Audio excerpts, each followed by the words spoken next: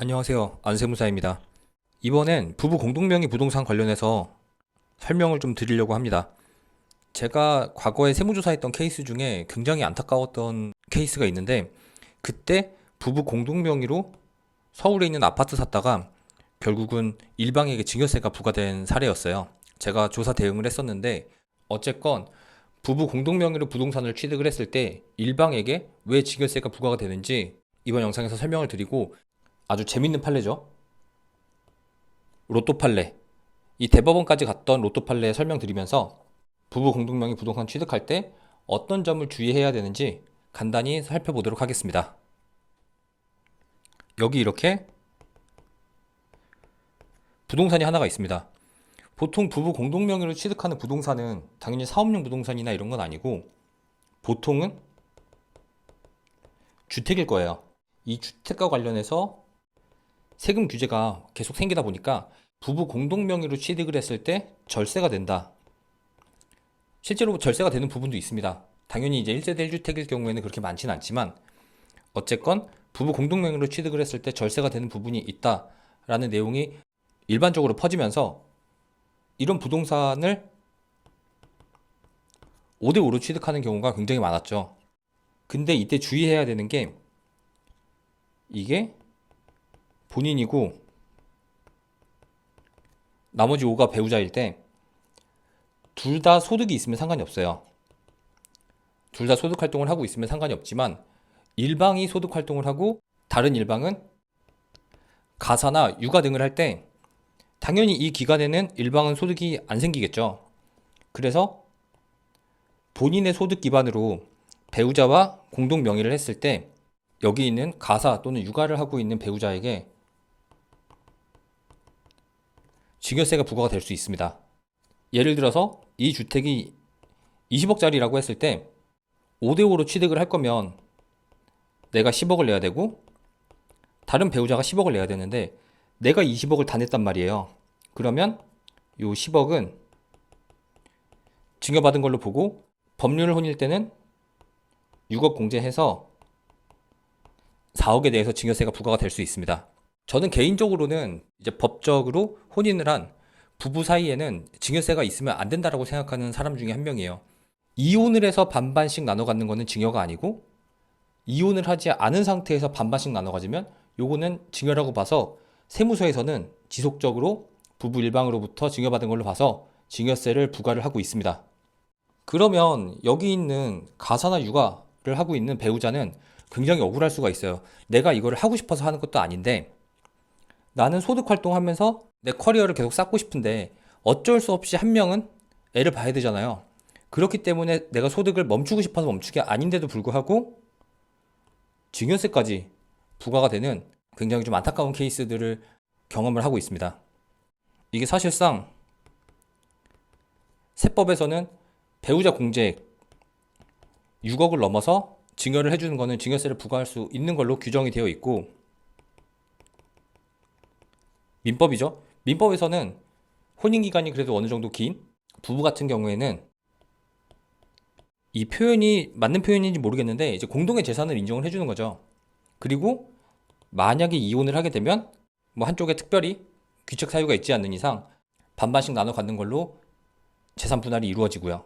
그리고 세법에는 이 규정만 있어요. 이혼을 했을 때 재산 분할을 하는 거는 증여가 아니다라는 규정이 있습니다. 그 말 뜻은 이혼으로 재산 분할을 하는 게 아니고 이혼하기 전에 공동명의로 취득을 한 거는 증여를 볼 수도 있다는 거예요.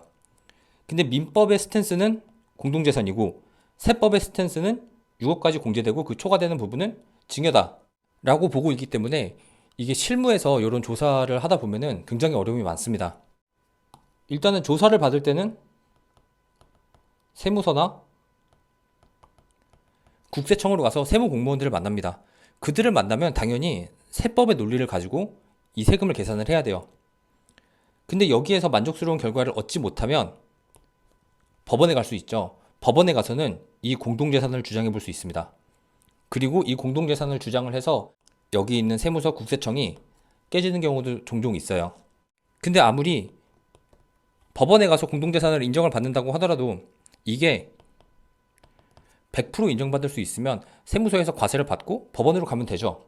근데 재판이라는 게 100%가 당연히 없습니다. 그리고 재판을 하게 되면 굉장히 오래 걸리죠. 보통 대법원까지 가면 3년까지도 걸리는 것 같아요. 더 오래 걸릴 수도 있고요. 그래서 사례를 하나 설명을 드릴 건데, 지방국세청에서 과세를 했어요. 일방의 배우자로부터 받은 재산을 가지고 부동산을 취득을 했기 때문에 과세를 했는데, 이게 대법원까지 가서 세무서가 깨진 케이스입니다. 그 유명한 로또 판례죠. 로또 판례 간단히 설명드릴게요. 본인이 있고 배우자가 있습니다. 본인이 로또에 맞았어요. 그래서 이때 수령액이 40억에서 50억 사이로 수령을 한 것 같습니다. 언제 쪽이죠? 이게 대법원 판례가 2014년이니까 이 로또 맞은 건 거의 2010년? 뭐 요 정도일 것 같아요. 40억에서 50억을 수령을 해서, 수령을 했다는 거는 요거는 과세가 됐다는 거죠. 세금 떼고 줘요. 세금 떼고 줬는데도 40억에서 50억을 수령을 했습니다. 이 금액은 세금을 냈기 때문에, 기타 소득세로 세금을 냈기 때문에 이거는 내가 자유롭게 써도 세법상 아무 문제가 없는 돈입니다. 근데 이걸 내가 쓰면 상관이 없는데, 이거를 배우자가 쓰면 아까 설명드렸던 논리로 증여 문제가 발생이 될 수 있어요. 세법에서는 6억 초과액에 대해서는 증여를 보고 있으니까. 이 상황에서 이 배우자가 20억짜리 부동산을 취득을 합니다. 그리고 이 배우자는 이 20억을 자력으로 취득할 거라고 인정되지 않았기 때문에 요거에 대해서 자금 출처 세무조사가 들어갑니다. 자금 출처 명백하죠. 이겁니다. 배우자 로또 수령액. 그래서 과세관청은 20억 중에 6억 빼고요,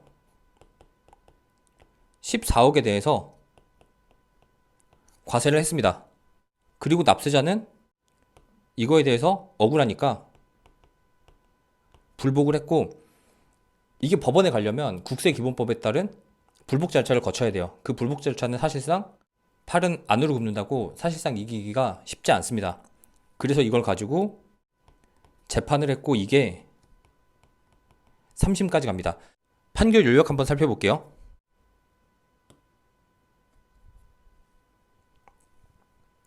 읽어보겠습니다. 로또 복권 당첨금의 부부 공유재산 인정 사례.